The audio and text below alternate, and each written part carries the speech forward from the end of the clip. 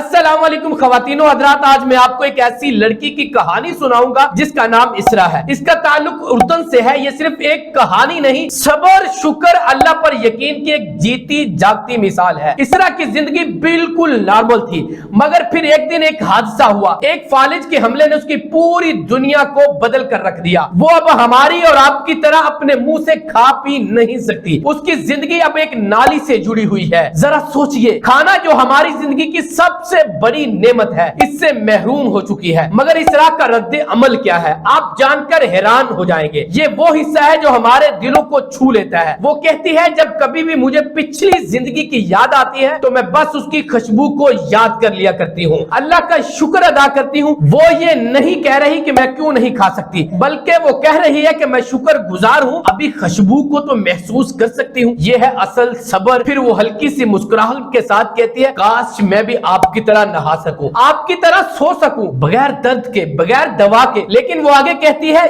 यही मेरा इंसाफ है। मैं हमेशा कहती हूँ, बेशक हर मुश्किल के बाद आसानी है। कुरान पाक में आता है, इन्ना मअल उसरी युसरा, बेशक हर मुश्किल के साथ आसानी है। इसरा की कहानी हम सब के लिए सबक है। जब हम जरा सी मुश्किल पर शिकायत करते हैं तो हमें इस लड़की को याद कर लेना चाहिए जो बड़ी से बड़ी मुश्किल में भी शुक्र अदा कर रही है। आइए हम सब मिलकर इस लड़की के लिए दुआ करते हैं कि अल्लाह इसरा को मुकम्मल शिफा दे, हम सबको शुक्र गुजार दिल अता करे। जिंदगी में जो नेमतें, उनका शुक्र अदा करना सीखिएगा। इस कहानी को अपने दोस्तों के साथ शेयर करिएगा ताकि हर कोई सबर शुक्र की इस खूबसूरत मिसाल को अपनी आंखों से देख सके और कानों से सुन सके। इस लड़की के लिए कोई एक शब्द तो कमेंट्स में जरूर लिखिएगा। मिलते हैं नेक्स्ट वीडियो में। अल्लाह ने के बाद।